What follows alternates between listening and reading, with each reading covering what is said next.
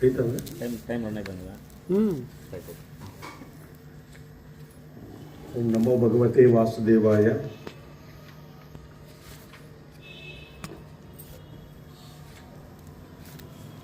ఓం రామాయ నమః, శ్రీరామాయ నమః. ఇక్కడ కార్తీక పురాణంలో భాగంగా మనము 20వ అధ్యాయాన్ని నిన్న చదువుకున్నాము. పురంజయుడు అనేటువంటి ఆయన ఒక రాజుగా ఉండి అతను సరిగా పరిపాలన లేకుండా మొత్తం అంతా కూడా అక్కడ ఉండేటువంటి సామంత రాజులందరూ కూడా ఆ రాజ్యాన్ని ఆక్రమించుకోవడానికి వాళ్ళు రావడం అనేటువంటి జరిగింది. పురంజయుని రథంనకు పంచకళ్యాణి గుర్రాలు కూర్చబడేవి.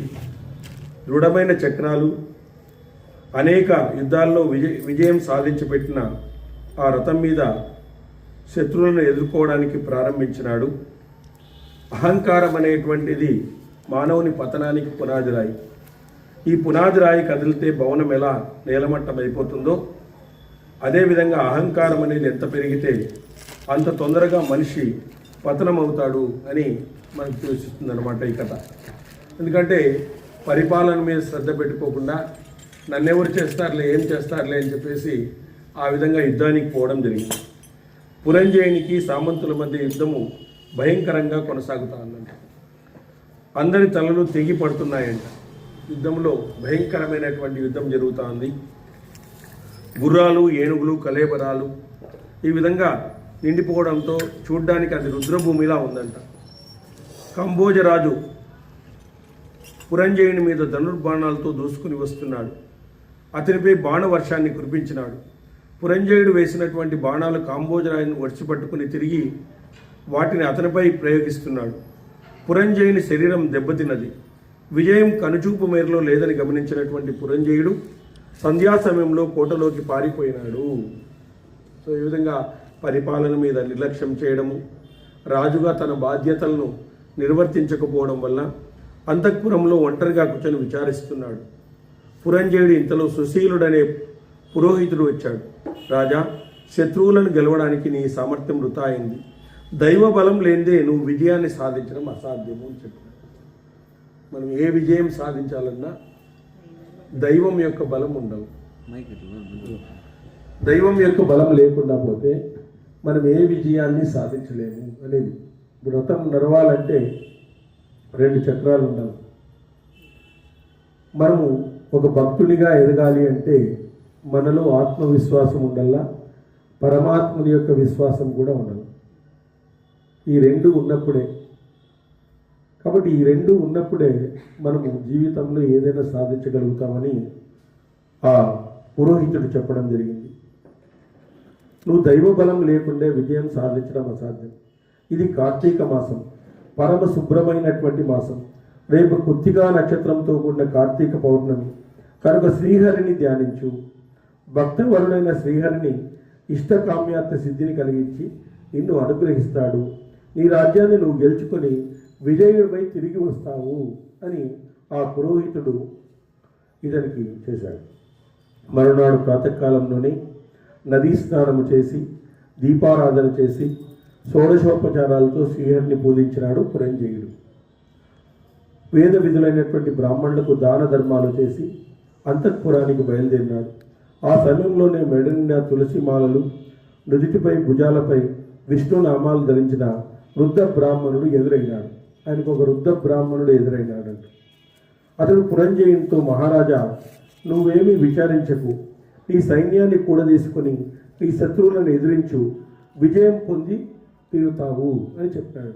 ఇంకేమయ్యా, నీ శరీరాన్ని, నీ సైనికులని అందరినీ కూడా తీసుకొని పోయి విజయము నీకు లభిస్తుంది, యుద్ధము చేయని చెప్పినాడు. నీ రాజ్యము తప్పక లభిస్తుంది అన్నాడు. ఆ తర్వాత పురంజయుడు ధైర్యోత్సాహాలను కూడగట్టుకొని యుద్ధము చేసి శత్రురాజును చిత్తుగా ఓడి చేసినాడు. జనకరాజా, శ్రీహరి యొక్క కరుణా కటాక్షాలు మహత్యం వలన తండ్రి ఇచ్చిన విషాన్ని తాగినా అది అమృతంగా మారడంతో ప్రహ్లాదుడు బయటపడ్డాడు. ప్రహ్లాదునికి విషం ఇచ్చినాడు, తండ్రి ఇచ్చినాడు, అది అమృతంగా మారింది. భగవంతుని యొక్క విశ్వాసము, భగవంతుని యొక్క బలం ఉండడం వల్ల ఆ విధంగా మారింది. శ్రీహరి అనుగ్రహంతో బాలధ్రువుడు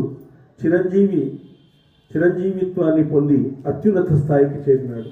ధ్రువుడు చెప్పండి, మరి బాలధ్రువుడు చిరంజీవత్వాన్ని పొందినాడు. ధ్రువ నక్షత్రం అనేటువంటి ధ్రువ మండలంలో ఆయన ఈరోజు ఉన్నాడు. కార్తీక స్నానం, దీపారాధన, పరమాత్మ ఆరాధన ఏ జాతికైనా పుణ్యాన్ని కలిగిస్తుంది అని మనం అనుకుంటున్నాం. ఈరోజే మేము కార్తీక స్నానం కూడా గొల్లపల్లి రిజర్వాయర్లో పోయి చేసి వచ్చినాం, మార్నింగ్ పోయి. కాబట్టి ఆ విధంగా కార్తీక స్నానము, దీపారాధన, పరమాత్మ అర్చన ఏ జాతి వారికైనా పుణ్యం కలిగిస్తుంది. భక్తవచ్చును శ్రీహరి కృపా కటాక్షలకు పాత్రులైన వశిష్ఠ, వ్యాస, అంబరీషుడు, సౌనకాది మహర్షులందరూ కూడా ధరించినారు.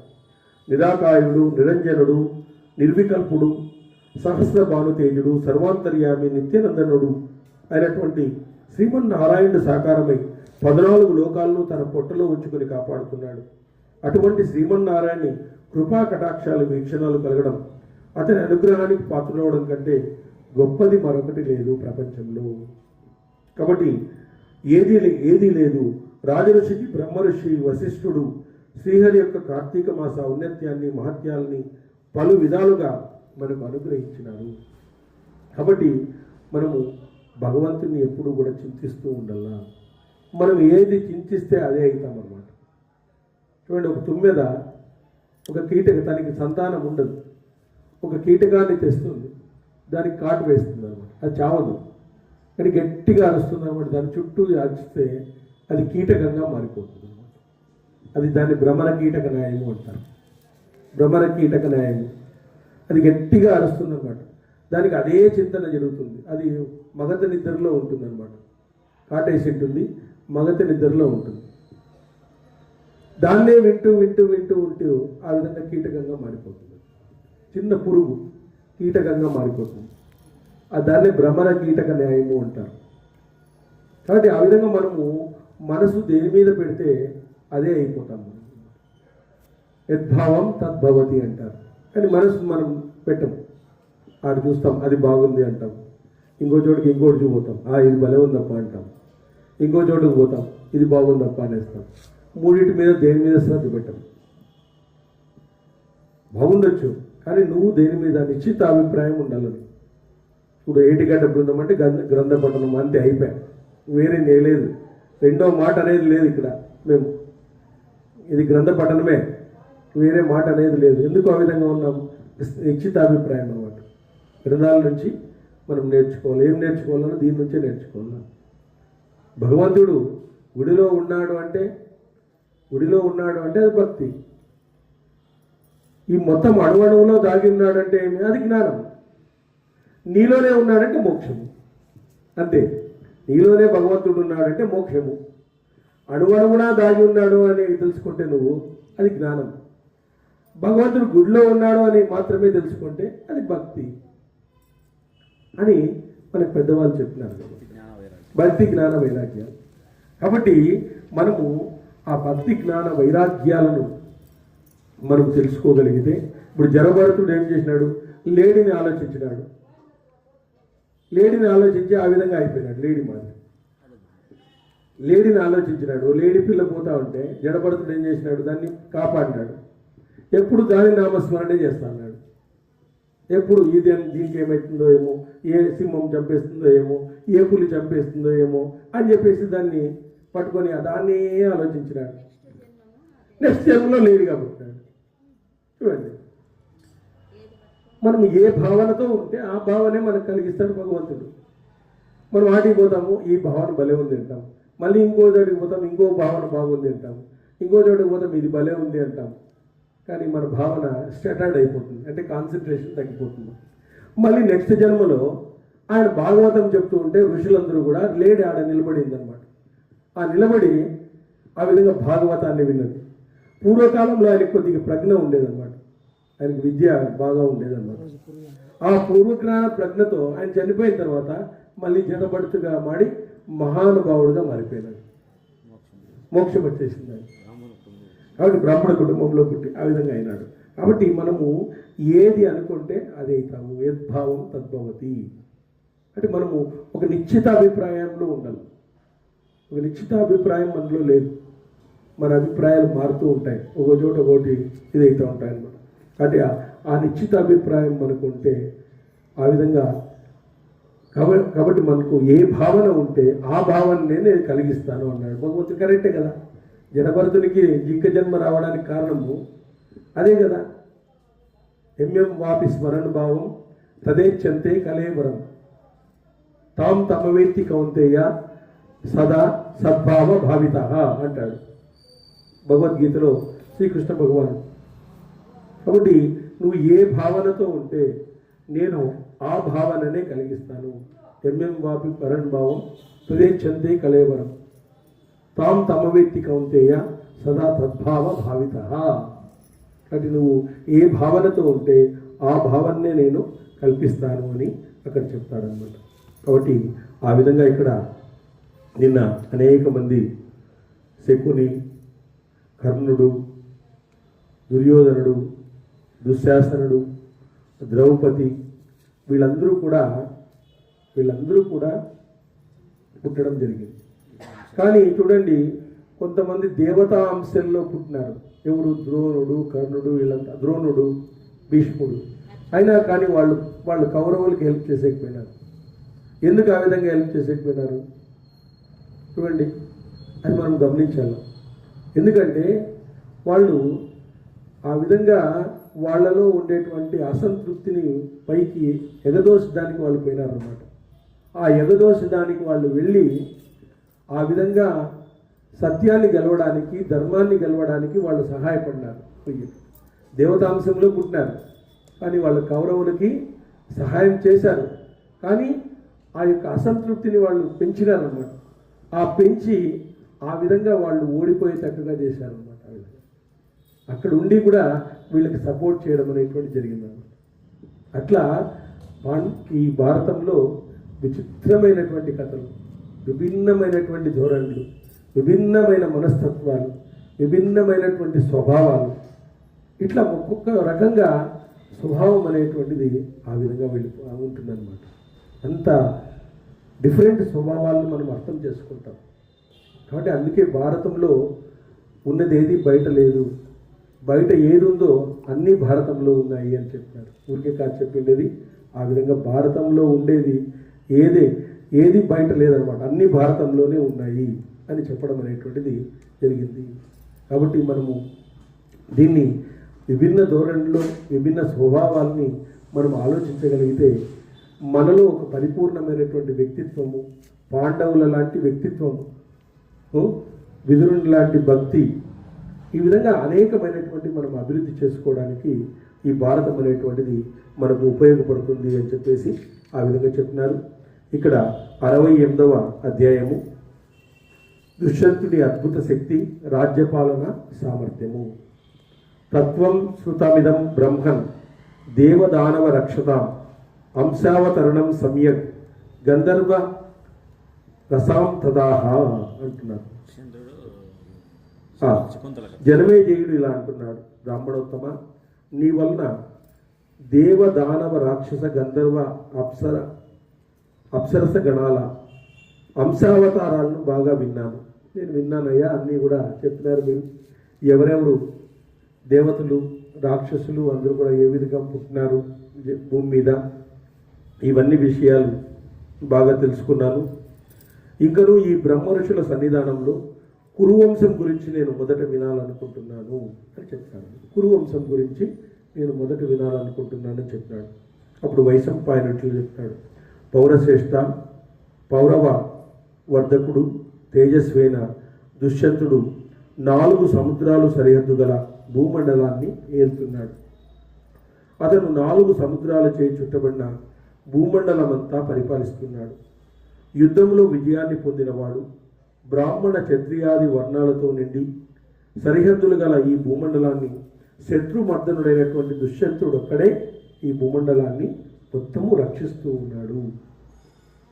ఆ మహారాజు పాలనలో ఎక్కడా వర్ణ సాంకర్యము జరగలేదు. అంటే ఈ ఇంటర్ క్యాస్ట్ మ్యారేజ్లు జరగలేదు. ఇక్కడ ఇప్పుడు ఎక్కువైపోయినాయి ఇంటర్ క్యాస్ట్ మ్యారేజ్. ఇప్పుడు ఎక్కువ అవే ఉన్నాయి, ఇంటర్ క్యాస్ట్ మ్యారేజ్ అయిపోయినాయి అన్నమాట. కాబట్టి ప్రజలు వ్యవసాయాన్ని చేసి రత్నాలు జోలికి ఎవరు పోవడం లేదు, ఎవరు పాపకార్యాలు చేయడం లేదు. రత్నాలే పండించేటువంటి వాళ్ళు అంటే వాళ్ళు అంత రత్నమైనటువంటి ధనరాశులు పండించేటువంటి వాళ్ళు ఎవరు పాపకార్యం చేయడం లేదు, ఎవరు కూడా పాపకార్యం చేయడం లేదు. రాజు అతని పాలనలో ప్రజలు ధర్మం నందు ఆసక్తి కలిగి ధర్మార్థాలను పాటిస్తూ చోర భయం కానీ, ఆకలి భయం కానీ, వ్యాధి భయం కానీ అతని పాలనలో ఎక్కడా లేదు. అతని పాలనలో ఎక్కడ కూడా చోర భయం లేదు, అంటే దొంగలు. తర్వాత ఆకలి భయం లేదు, అందరికీ సమృద్ధిగా ఆహారం దొరుకుతూ ఉంది. తర్వాత వ్యాధి భయం కానీ లేదు, ఎవరికి వ్యాధులు అనేటువంటివే లేదు. ఎందుకంటే ధర్మాన్ని సత్యాన్ని పాటిస్తే వాళ్ళకి వ్యాధి ఉండదు, అది బాధించదు. ఉన్నా కూడా బ్రహ్మజ్ఞానాన్ని తెలుసుకునే వాడికి వాడి భవిష్యత్ అర్థమైపోతుంది. బ్రహ్మజ్ఞానం తెలియనంత వరకు ఎవరికి భవిష్యత్ అర్థం కాదు. బ్రహ్మజ్ఞానికి భవిష్యత్ అనేది అర్థమైపోతుంది. బ్రహ్మజ్ఞాని కావాలంటే మనం ఈ జ్ఞానాన్ని నేర్చుకోవాలి. బ్రహ్మజ్ఞానాన్ని మనము నేర్చుకొని దాన్ని మనము మననం చేస్తూ ఉండాలి. మననం చేస్తూ ఉంటే మనకు భూత భవిష్యత్ వర్తమాన కాలాలన్నీ కూడా తెలిసిపోతాయి. అది తెలిసిపోయినప్పుడు మనం ఆనందంగా ఉండడం అనేటువంటి జరుగుతుంది. ఇప్పుడు మనకు తెలియనే కదా మన పక్కింటోళ్ళు మన గురించి ఏమనుకుంటున్నారు మనకు తెలియదు. మనం ఎవరు ఏం కదా అనేటువంటిది మనకు ఒక పుట్టుక రహస్యం మనకు తెలియదు. అవి తెలిసిన తర్వాత ఏమైపోతుంది, వాడు మోక్ష స్థితిలో ఉంటాడు, ఆనంద స్థితిలో ఉంటాడు, అద్భుతమైనటువంటి స్థితిలో ఉంటాడు. ఆ నిశ్చిత అభిప్రాయంతోనే మనము ఇట్లాంటి గ్రంథాలను చదవాలి. ఇలాంటి గ్రంథాలను చదవడం వల్ల మనకు ఆ నిశ్చిత అభిప్రాయాన్ని కలుగుతుంది. అది మనకు అందుకే చెప్పిండేది, కార్తీక మాసంలో దీపాన్ని ఆరాధన చేయండి. అంటే దీపాన్ని ఆరాధన చేస్తేనే వస్తుందా? దీపం ఆరాధన చేయడం వల్ల చిత్తశుద్ధి కలుగుతుంది. అక్కడి నుంచి నువ్వు స్టార్ట్ చేయాలని ప్రయాణాన్ని స్టార్ట్ చేయాలి. ఆ ప్రయాణాన్ని మనం స్టార్ట్ చేస్తే మీలో చిత్తశుద్ధి కలుగుతుంది. ఆ చిత్తశుద్ధి వల్ల ఏమవుతుంది, జ్ఞానం లభిస్తుంది. జ్ఞానం లభించడం వల్ల ఆ జ్ఞానాన్ని వివేకంగా మార్చుకోవాలి. జ్ఞానము వివేకం రెండు ఉండాలి. జ్ఞానము వివేకం రెండు ఉండాలి. జ్ఞానము వివేకం కావాలి. జ్ఞానము నాకు ఎక్కువగా ఉంది అని మనం అహంకారానికి దారి తీయకూడదు. మళ్ళీ కొంతమంది జ్ఞానులు ఉంటారు, విపరీతమైన అహంకారం ఉంటుంది, కానీ వాళ్ళు చెప్పరు సరిగా. కానీ అది వివేకంకు దారి తీయాలి. ఆ వివేకాన్ని దారి తీసినప్పుడు మనకు బ్రహ్మ జ్ఞానం అనేటువంటిది అర్థమవుతుంది అని చెప్పినారు. కాబట్టి జనులందరూ వారి వారి ధర్మాలను తప్పకుండా పాటించేవాళ్ళు, దైవ కర్మలు నిష్కామకంగా చేసేటువంటి వాళ్ళు. ఆ రాజు ఆశ్రయంలో ఎటువంటి భయాలు లేకుండా జీవించినారు. ఆ రాజు ఆధ్వర్యంలో వాళ్ళు ఎలాంటి భయాలు లేవు. మేఘం సకాలంలో వర్షించేది, రసవంతులైనటువంటి పంటలు పండేవి, భూమి సర్వరత్నాలతో సమృద్ధి అయి పశుపదతో నిండి ఉండేది. బ్రాహ్మణులు స్వకర్మ నిరతులై అబద్ధం ఆడేవారు కాదు. అబద్ధాలే ఆడేవాళ్ళు కాదు. ఇప్పుడు అందరూ అబద్ధాలు ఆడేవాళ్ళు ఎక్కువ ఉన్నారు. అందరూ కూడా 99% చెప్పేవంతా అబద్ధాలు, ఏం చెప్తారో తెలియదు.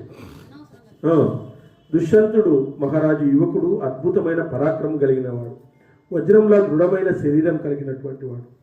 అతడు తన భుజాలతో అడవులతో నిండిన మందర పర్వతాన్ని ఎత్తగల బలశాలి అంట. చూడండి ఎంత గొప్పవాడు, చూడండి. మందర పర్వతాన్ని ఎత్తేవాడంట, ఎత్తగలిగినటువంటి వాడు అనమాట. ఎత్తలేదు, అంత బల సామర్థ్యం ఉండేదంట. అంటే మందర పర్వత దాంతో పోల్చినారు. 4 విధాల ప్రక్షేప, విక్షేప, పరిక్షేప, అభిక్షేపం 4 విధాల గదాయుద్ధంలో ఆరితేరినటువంటి వాడు. ఈ గదాయుద్ధంలో ప్రక్షేప, విక్షేప, పరిక్షేప, అభిక్షేప అనేటువంటి 4 దశలు ఉన్నాయండి. 4 దశలు ఉన్నాయండి. ఆ 4 దశల్ని కూడా గదాయుద్ధంలో ఆరితేరినటువంటి వాడు. బలములో విష్ణువుతో సమానమైనటువంటి వాడు.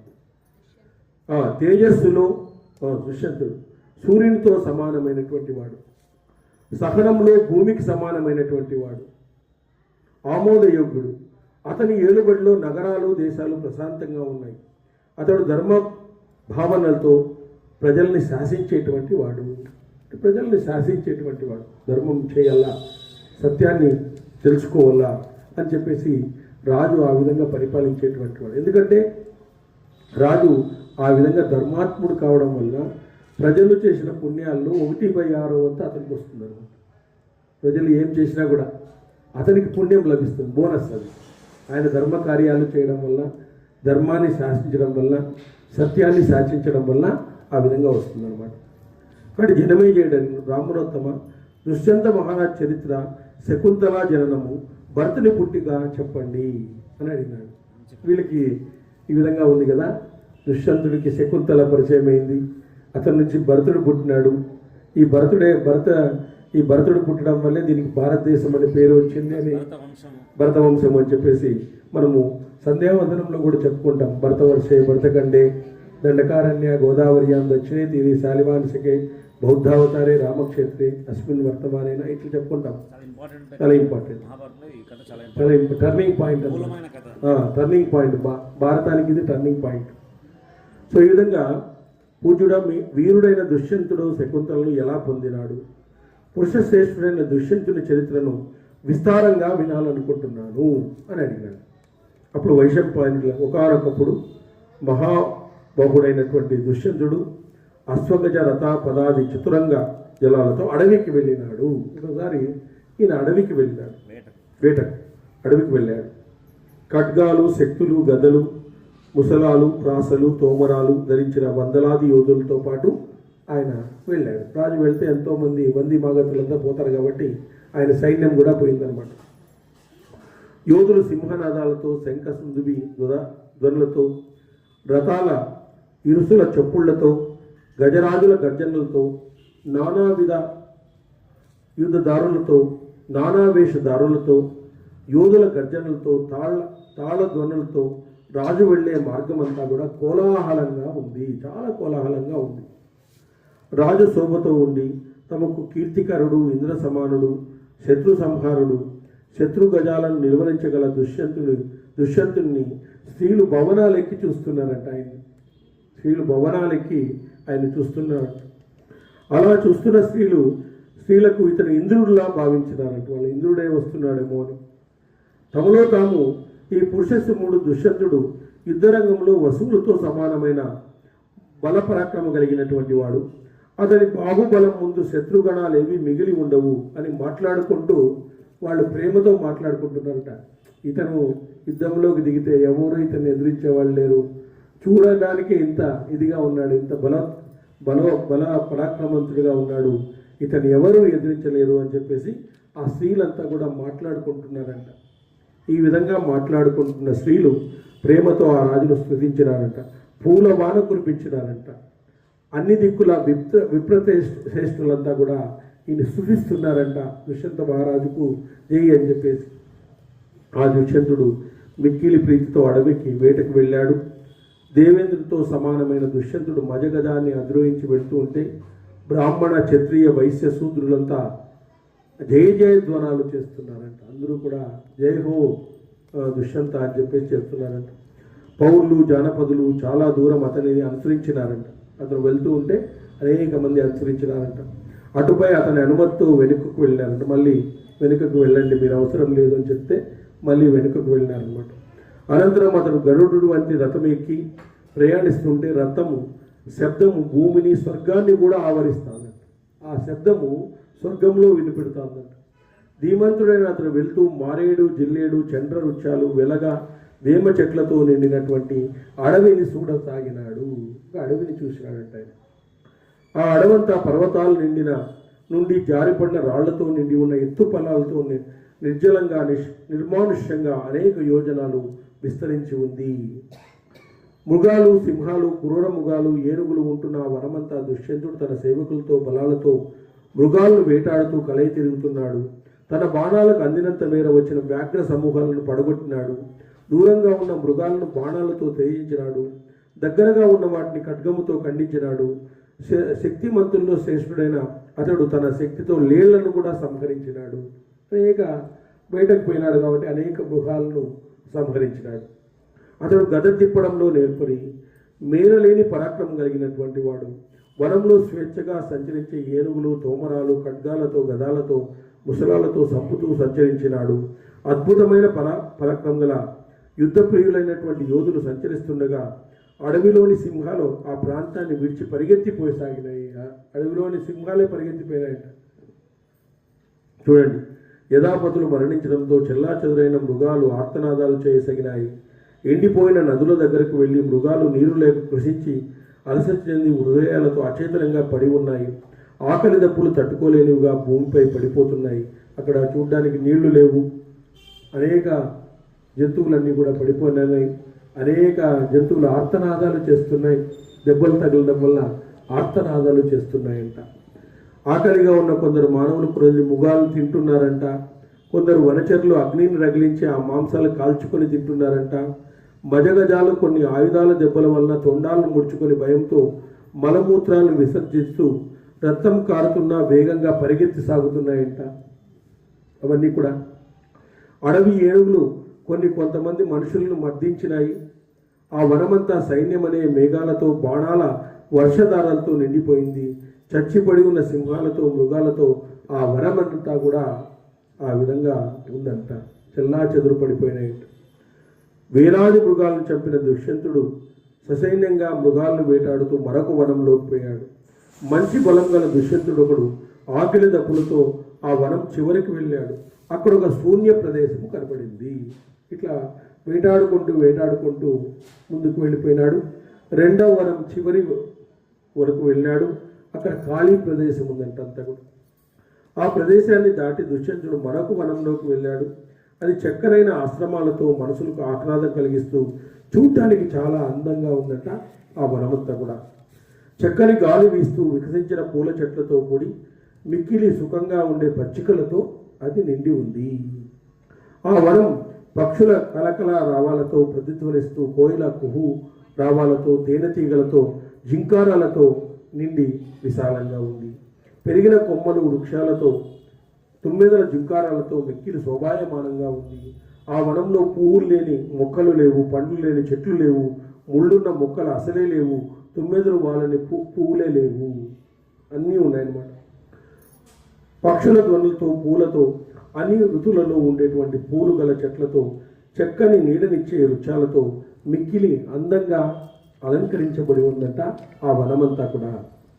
అటువంటి మనోహరమైన ఉత్తమమైనటువంటి వనంలోకి మహాధ్వని అయినటువంటి దుష్యంతుడు ప్రవేశించినాడు. పూలతో నిండిన కొమ్మలు గల వృక్షాలు గాలికి కదులుతూ మాటి మాటికి విచిత్రమైన పుష్పవృష్టిని కురిపిస్తున్నాయంట ఆయన మీదంతా కూడా. పక్షుల మధుర ధ్వనులు ఆకాశాన్ని అంటున్నాయి. విచిత్రమైనటువంటి పూల వస్త్రాలతో అక్కడ చెట్లు శోభిల్లుతున్నాయి. మనసుకు ప్రీతి కలిగించే ప్రదేశాలను చూస్తూ దుష్యంతుడు చాలా ఆనందపడుతున్నాడంట ఆ వనాన్ని చూసి.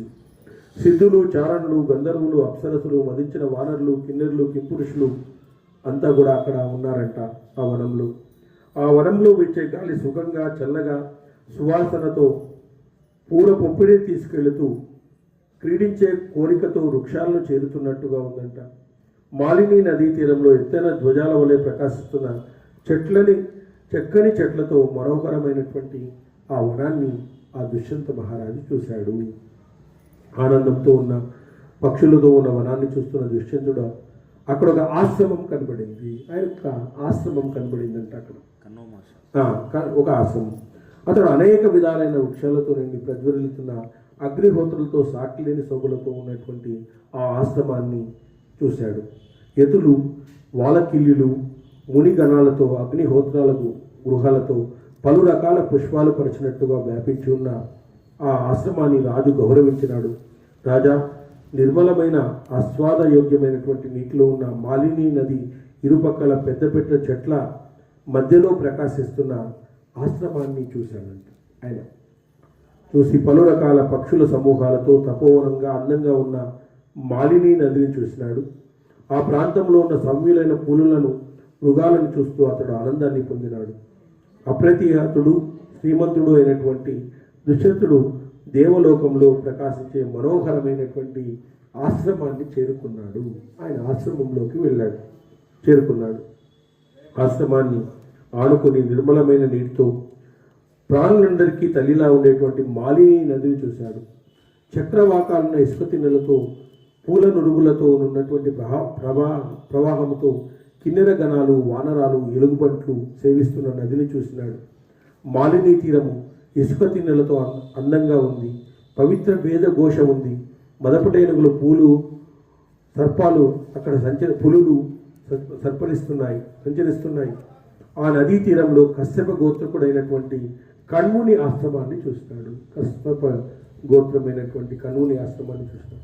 కణ్వ మహర్షి పూజ్యులైన మహర్షి గణాలతో నిండి ఎంతో రమ్యంగా ఉంది ఆ ఆశ్రమం. ఆ ఆశ్రమాన్ని ఆనుకొని ఉన్న నది ఆశ్రమ ప్రదేశాన్ని చూసి దుష్యంతుడు ఆశ్రమంలో ప్రవేశించాలనుకున్నాడు. అందమైన తీరాలు, ద్వీపాలు గల మాలిని నది చేత ఆ ఆశ్రమం అలంకరించబడి ఉంది. ఆశ్రమం గంగ చేత శోభిల్లుతున్న నరనారాయణ స్థానంలో అది వికసిస్తూ ఉంది అన్నాడు. మదించిన నెమళ్ళ క్రేంకారాలతో కుబేర్ల చైతన్య రథంలో ఉన్నటువంటి ఆ మహావనంలోకి దుష్యంతుడు ప్రవేశించి గొప్ప గుణసంపద కలిగిన వర్చస్సు చెప్పనలవి గానంత తపోధనుడైనటువంటి కశ్యప గోత్రకుడైన కణ్వ మహర్షిని చూడాలనుకున్నాడు. ఏమయ్యా ఈ ఆశ్రమం ఏదో ఉంది, ఇక్కడ ఎవరో ఋషులు ఉంటారు ఖచ్చితంగా అని చెప్పేసి కణ్వ మహర్షి ఆశ్రమాన్ని తెలుసుకొని అక్కడ ప్రవేశద్వారం దగ్గర ఆ గుర్రాలు, ఏనుగులు, యోధులతో కూడిన సేనను ఆశ్రమ ప్రవేశద్వారం దగ్గరే ఉంచి ఇలా అన్నాడు, ఇక్కడే ఉండండి మీరందరూ అని చెప్పేసి సైన్యాన్నంతా కూడా అక్కడ నిలవరించి ఈ విధంగా విరాగి తపోధనుడైన కశ్యప మహాముని చూడడానికి వెళుతున్నాను, నేను వచ్చేంత వరకు మీరు ఇక్కడే ఉండండి అని చెప్పి లోపలికి వెళ్తున్నాడు. నందనవనంలో అన్న తపోధనంలో ప్రవేశించిన రాజు ఆకలి దప్పులు మరిచి పుష్కలమైన ఆనందాన్ని పొందినాడు. చూడండి ఒక ఆశ్రమంలోకి వెళ్తే వాళ్ళ యొక్క ఆరా ఆ విధంగా ఉంటుందన్నమాట. చూడండి ఆకలి దప్పులు మర్చిపోయినాడంటే అట్లా మహానుభావుల్ని చూడడం వల్ల వాళ్ళకి ఆ విధంగా ఉంటున్నాము. గొప్ప శక్తి వాళ్ళందరూ కూడా. అట్లాంటి ఋషుల పేర్లను తలుచుకోవడం కూడా మన పూర్వజన్మ సుకృతం. ఈరోజు సన్నివేశం డిస్టర్బెన్స్ కాకూడదు. వాళ్ళకి ధ్యానం చేస్తుంటారు, వాళ్ళకి జాగ్రత్తగా ఉండాలి. వాళ్ళని జాగ్రత్తగా నువ్వు సేవించాలనుకుంటే కూడా వాళ్ళకి అంత ఈజీగా ఇయ్యరు వాళ్ళు, దానికి స్కోప్ ఇవ్వరు. అంటే ఆ విధంగా అక్కడ కశ్యప గోత్రికుడైనటువంటి కణ్వ మహర్షిని ఆయన చూసినాడు, ఆనందాన్ని పొందినాడు. అంతులేనటువంటి ఆనందాన్ని పొందినాడు. ఆ రాజు అమాత్యులతో పాటు రాజ చిహ్నాలను విడిచిపెట్టి పురోహితుడు తోడుగా చూడండి రాజ చిహ్నాలన్నీ తీసేశాడు. బాణాలు, కిరీటాలు అతనికి ఉండేటువంటివన్నీ తీసేసి ఆ విధంగా పురోహితుడు తోడుగా పురోహితుని ముందు పెట్టుకుని ఆ విధంగా ఆశ్రమంలోకి వెళ్ళాడు. 9 జుంకారాలతో రకరకాల పక్షి సమూహాలతో బ్రహ్మలోకంలో ప్రకాశిస్తున్న ఆశ్రమాన్ని చూసి వికారరహితుడు తపోనిధి అయినటువంటి కణ్వ మహర్షిని చూడాలనుకున్నాడు.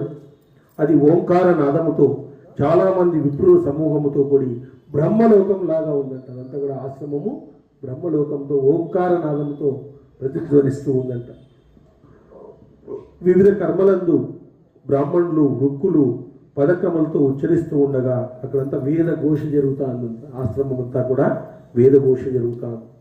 యజ్ఞ విద్య, యజ్ఞాంగ విద్యలను తెలిసిన వారు ఎదురెత్త శోభిలతో, మధురమైన సామగీతాలతో, నియమబద్ధ దీక్షలతో, ఋషులతో, బరుండ సామగీతాలతో, అధర్వణ శిరోగీతాలతో, జితేంద్రుడైనటువంటి మునులతో ఆ ఆశ్రమం ఎంతోమంది మునులు అక్కడ ఉన్నారు. వాళ్ళంతా అది శోభిల్లుతూ ఉందన్నమాట. ఆ విధంగా అధర్వణ వేదంలో శ్రేష్ఠులు, సామగానం చేసేటువంటి వారు పదక్రమాలతో వేద సంహితను పఠిస్తూ ఉన్నారంట. అక్కడ మరికొందరు బ్రాహ్మణులు శబ్ద సంస్కార సంయుక్తమైనటువంటి వేదోచ్చరణలు చేస్తుంటే ఆ ఆశ్రమం మరొక బ్రహ్మలోకంలాగా ఉంది. అట్లాంటి గొప్ప ఋషి అక్కడ ఉన్నాడు. యజ్ఞ వేదికలు ఏర్పాటు చేయడం తెలిసిన వారు, క్రమంలో శిక్షణ ఇవ్వడంలో నేర్పురులు, న్యాయతత్వము, ఆత్మవిజ్ఞానము కలిగిన వేర పాదాంగతులు, అనేక విధాలైన వాక్యాలను సమన్వయం చేసేటువంటి నేర్పులు, విశేష కార్యాలు తెలిసిన వారు, మోక్షము ధర్మం పట్ల ఆసక్తి కలిగినటువంటి వారు, విషయ ప్రాతిపదికమైన ఆక్షేపం సిద్ధాంతం పరమార్థం తెలిసిన వారు, వ్యాకరణము ఛందస్సు నిరుక్తము జ్యోతిష జ్ఞానం కలిగిన వారు, పక్షుల వానరాల అరుపులు తెలిసిన వారు, పెద్ద పెద్ద గ్రంథాలను వ్యాఖ్యానించేవారు, అనేక శాస్త్రాలతో పండితులు, లోకులను రంజింపజేసేవారు, పలికిన మాటలను అతను వింటున్నాడంట. అక్కడ ఇంతమంది మాటలను వింటున్నాడు.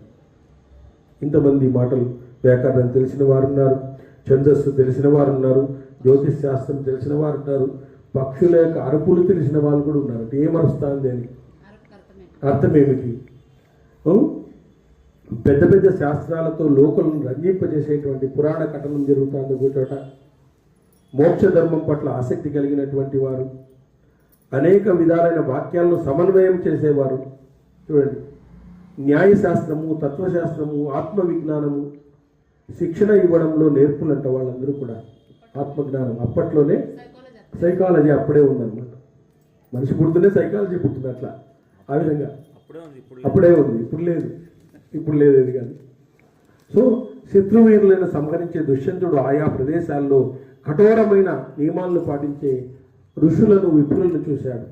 ఆ రాజు ప్రయత్నపూర్వకంగా తయారు చేసిన విచిత్రములైన అందమైన ఆసనాలను చూసి ఆశ్చర్యపోయినాడు. ఎందుకంటే వాళ్ళు మహర్షులు ఒకటి అనుకున్నారనుకో, దాని నుంచి డీవియేట్ కారు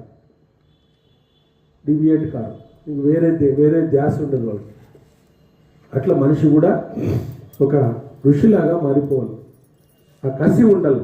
కసి ప్లస్ కృషి ఈజ్ ఈక్వల్ టు కృషి అంటారు. కసి ఉండాలి మనకి. మనము మానవ జన్మలో ఇదే సార్థకం చేసుకోవాల్సింది. దానికే మానవ జన్మ ఇచ్చిండేది కూడా. మనము ఈ రోగ శరీరాన్ని యోగ శరీరంగా మార్చుకోవాలి. యోగానికి ఏమాత్రము ఇది లేకుండా కొన్ని భోగాలను మనము ఆచరించాలి అంతే. యోగానికి ఏమాత్రము డిస్టర్బ్ చేయకోకుండా కొన్ని భోగమైనటువంటి కోరికలను మన కోరికలను మనం కొన్ని తీర్చుకోవాలి. ధర్మబద్ధంగా ఉండేటువంటి కోరికలు, న్యాయబద్ధంగా ఉండేటువంటి కోరికలను తీర్చుకోవాలా. కాబట్టి ఈ శరీరం అనేటువంటిది వైరాగ్యాన్ని కలిగిస్తుంది, వివేకాన్ని కలిగిస్తుంది, రోగాలను కూడా కలిగిస్తుంది అనమాట. నువ్వు దేన్ని ఎంచుకుంటావో చూసుకో అని చెప్తారు. అంటే వైరాగ్యం కావాలన్నా అది ఈ శరీరంతోనే చేయాలి, వివేకం కావాలన్నా ఈ శరీరమే మనకు గురువు అంటాడు ఆయన. ఈ శరీరం పుడుతూ ఉంది, పెరుగుతూ ఉంది, మార్చుకుంటూ ఉంది, శిథిలమవుతా ఉంది. మనకే తెలుస్తుంది అది. మరి ఇట్లాంటి పుడుతూ ఉన్నటువంటిది, మార్చుకునేటువంటిది, కృషించేటువంటిది, మార్పు చెందడం అనేటువంటిది ఇక్కడ మనకు తెలుస్తూ ఉన్నప్పుడు మనలో యోగము తెలుసుకోవాలనేటువంటి ఆలోచన ఎందుకు రావడం లేదు? యోగ శరీరంగా ఎందుకు మనం మార్చుకోవడం లేదు ఈరోజు? కాబట్టి మనం యోగ శరీరంగా దీన్ని మార్చుకోవాలా?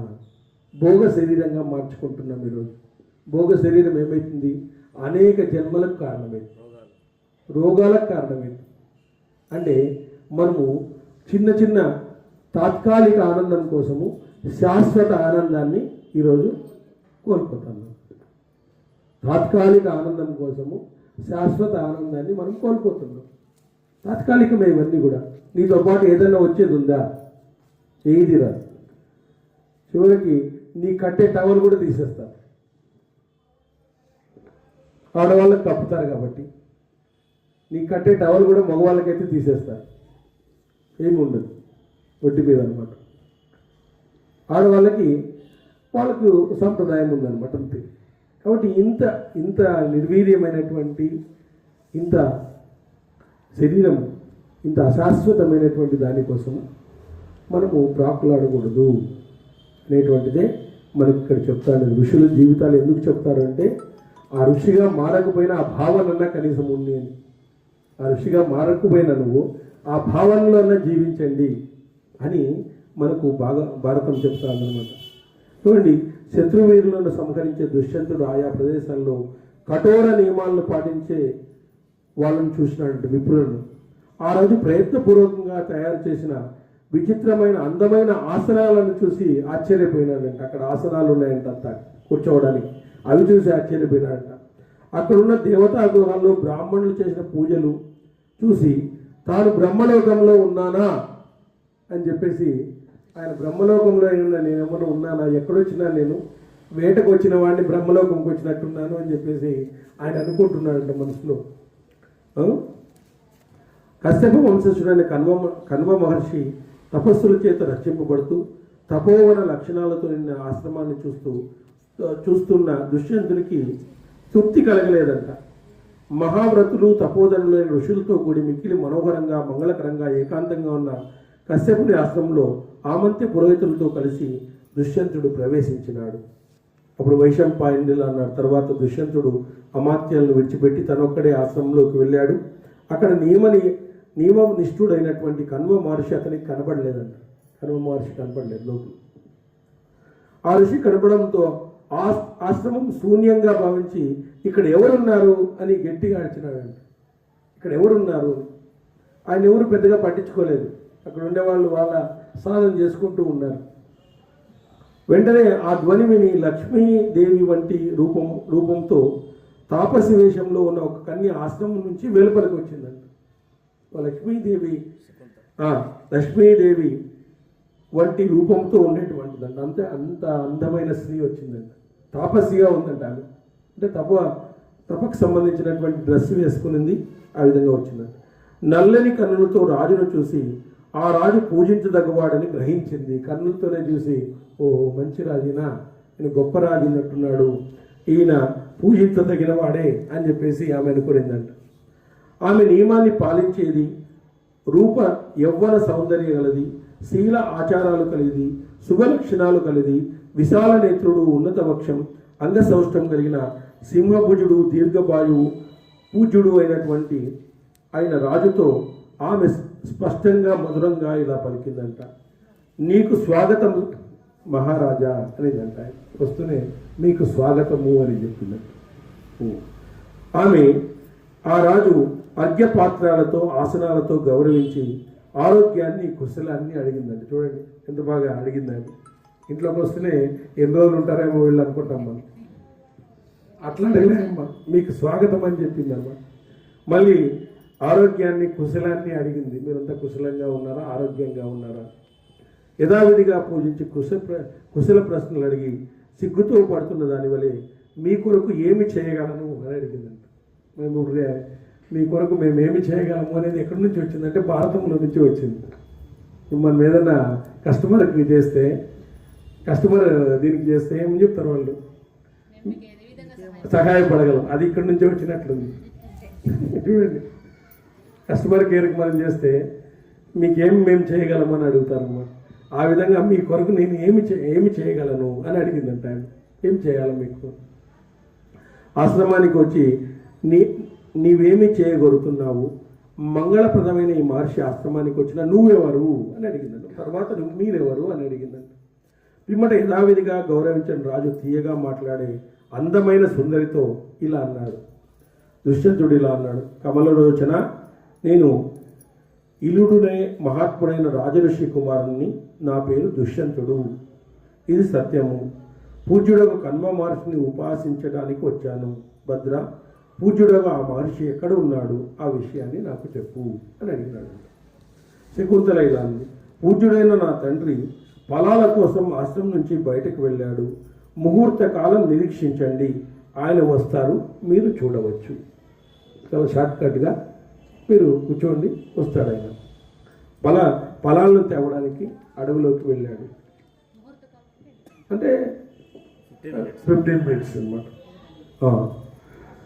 బ్రహ్మ ముహూర్తం అంటే 87 నిమిషాలు. సూర్యోదయానికి ముందు 87 నిమిషాలని బ్రహ్మ ముహూర్తము అంటే 87 నిమిషాలు అనమాట.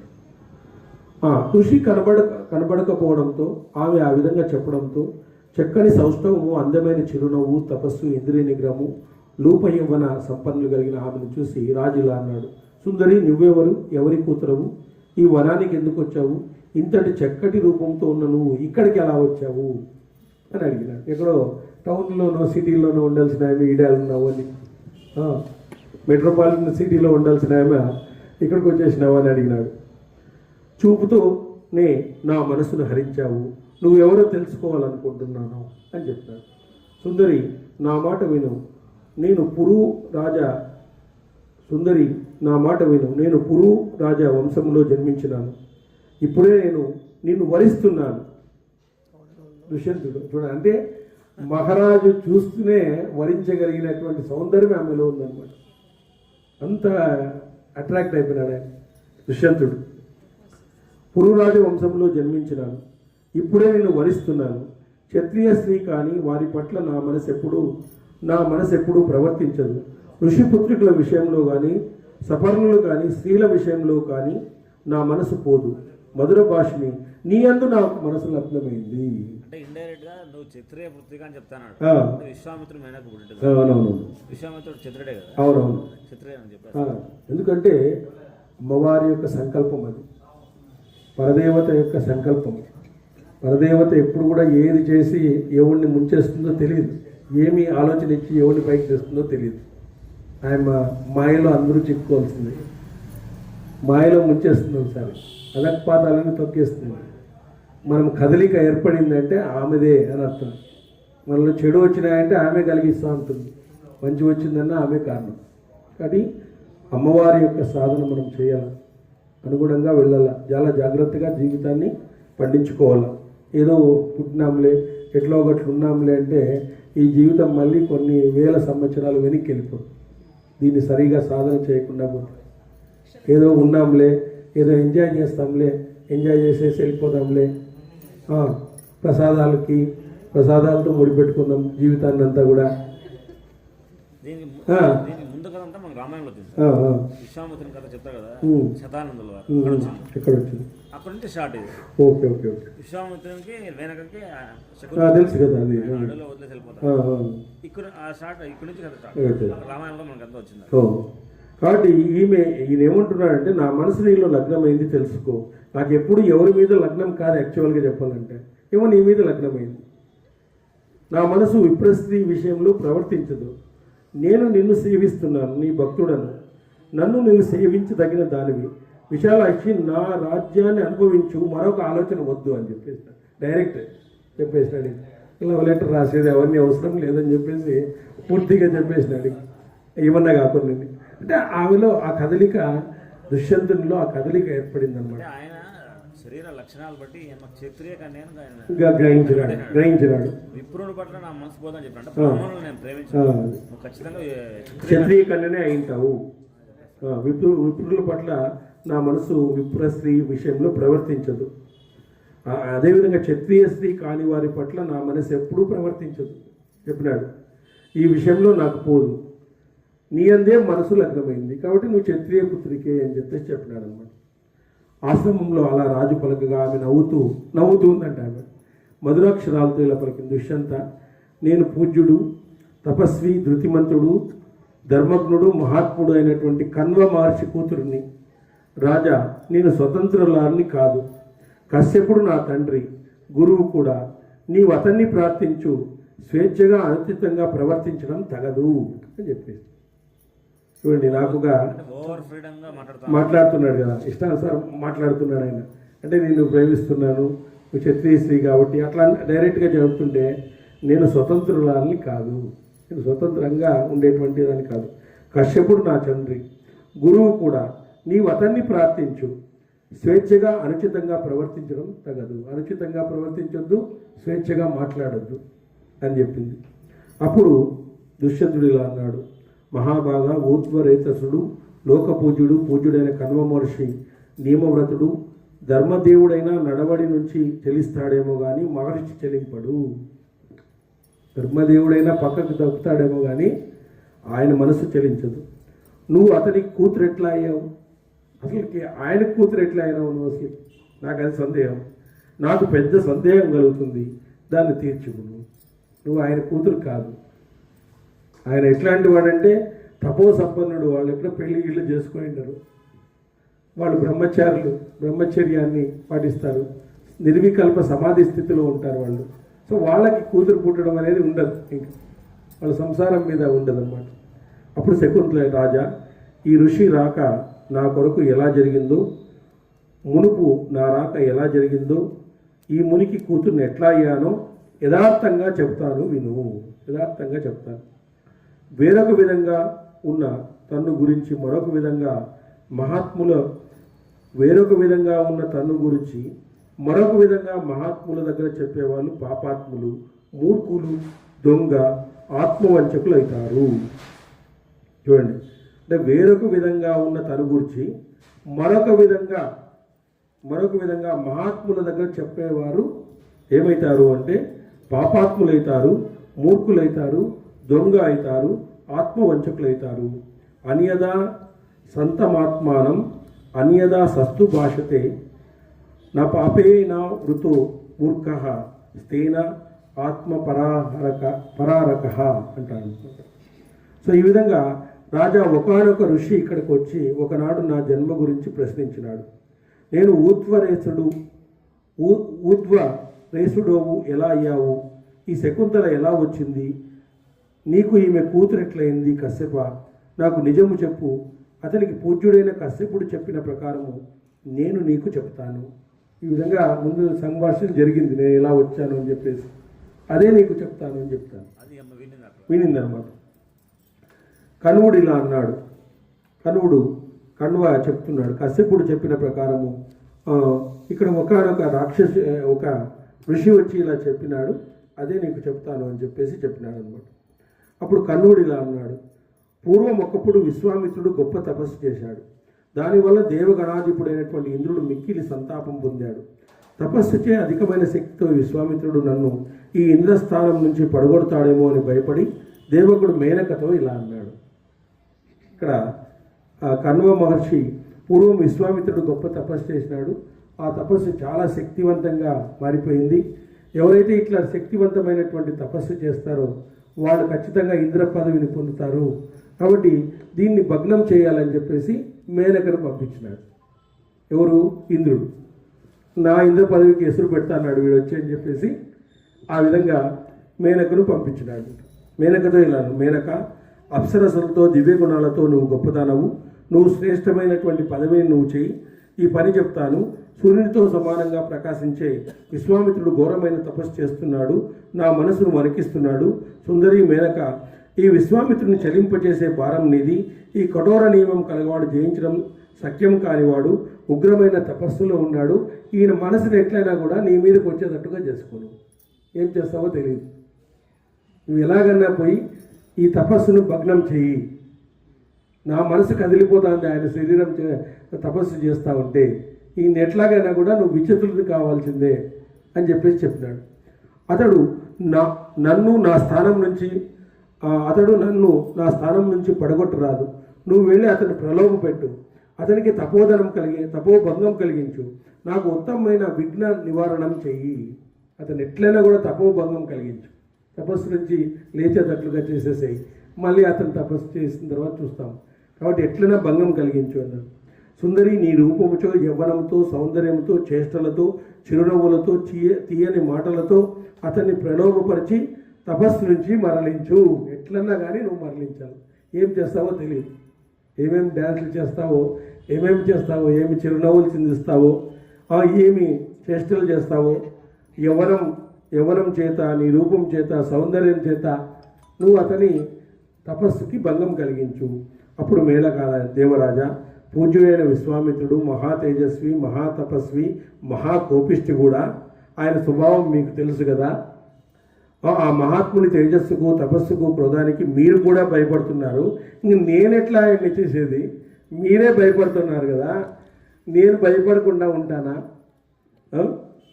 అతడు మహాత్ముడైన వశిష్ఠుడిని తన ప్రియమైన కొడుకుల నుంచి విడదీసినాడు. క్షత్రియ జాతిలో పుట్టి తపోధనముతో బ్రాహ్మణుడైనాడు ఆయన. లోతు లేని నదిని స్నానము చేయడం కష్టమయ్యేంత వరకు నీటిలో నింపినవాడు. దాన్ని జనులు కౌశిక అని పిలుస్తారంట. క్షత్రియ కుటుంబంలో లోతు లేని నదిని స్నానం చేయడం కష్టమయ్యేంత వరకు నీటితో నింపినవాడు ఆయన కౌశిక అని పిలుస్తారు. లోత లేదంట, దాన్ని నీళ్ళతో నింపినాడంట. అట్లాంటి వాడు పూర్వం ఒకప్పుడు కష్టకాలంలో విశ్వామిత్రుని భార్యను శాపవశం వల్ల వ్యాధుడై ఉన్న ధర్మకుడైనటువంటి రాజర్షి మాతంగుడు పోషించినాడు. అతని భార్యను కూడా పోషించినాడు. దుర్భిక్షకాలం గడిచాక మాతంగ మహర్షి మళ్ళీ విశ్వామిత్రుని ఆశ్రమానికి వచ్చి పారా అని ఈ కౌశిక నదికి పేరు పెట్టి వెళ్ళాడు. సురేశ్వర మతంగుడు చేసిన ఉపకారానికి ప్రీతి నొందిన విశ్వామిత్రుడు తాను స్వయంగా అతని చేత యజ్ఞము చేయించినాడు. ఆ యజ్ఞంలో అతనికి భయపడి నువ్వు కూడా సోమపానం చేయడానికి వెళ్ళావు. కుద్ధుడైనటువంటి విశ్వామిత్రుడు నక్షత్ర సంపదతో వేరే లోకాన్ని సృష్టించినాడు. ఆయన స్వర్గాన్ని సృష్టించినాడు. ప్రతిశ్రవణము మున్నగు నక్షత్రాలు చేశాడు. గురుశాపం తగిలిన త్రిశంకు స్వర్గాన్ని సృష్టించి రక్షణ ఇచ్చినాడు. రాజోచన కౌశికుడు బ్రహ్మర్షి శాపాన్ని ఎలా విడిపిస్తాడు అని దేవతలు యజ్ఞంలోని హవ్యాలను స్వీకరించి వాటిని నాశనం చేసినారు. అప్పుడు విశ్వామిత్రుడు మళ్ళీ యజ్ఞయాగాలను సృష్టించి శితంకును స్వర్గానికి పంపినాడు. ఇటువంటి అద్భుతమైన కార్యాలు చేసిన ఆ మహర్షిని నేను ఎలా భయపెట్టాలి? అతను కుదుడై నన్ను భస్మం చేయకుండా మీరు నన్ను ఆజ్ఞాపిస్తారా? భస్మం చేసి పారేస్తాడు ఆయన.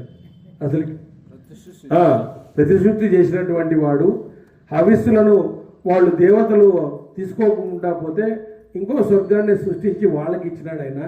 అంత గొప్పవాడైనా అతను తేజస్సుతో లోకాలను దహింపగలడు, భూమిని కంపింపజేయగలడు, మేరుపును అతన్ని విసిరివేయగలడు, దిక్కులనే శీఘ్రంగా తిప్పగలడు ఆయన.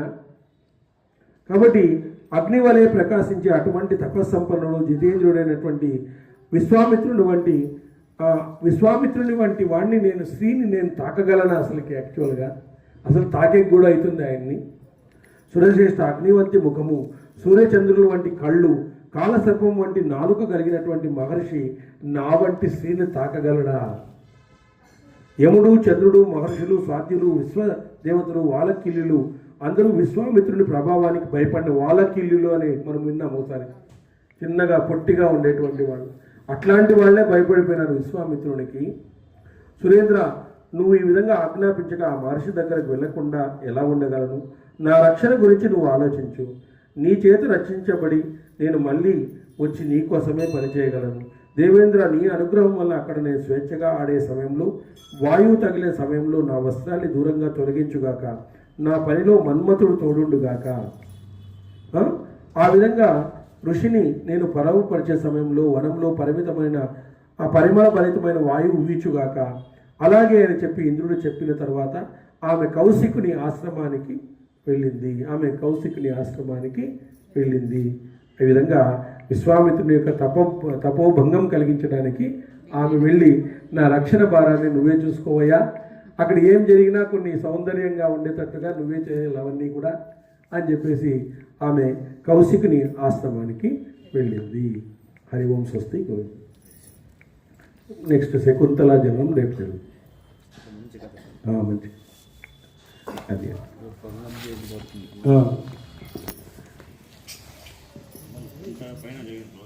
గంట పైన ఇది కార్తీక స్టార్ట్ అయింది. ఇక్కడ నుంచే స్టార్ట్ అయింది. భరతుడు పుడతాడు, ఆయన పేరు భరతవంశము, మహాభారతం కూడా ఆయన పేరు. దాంట్లో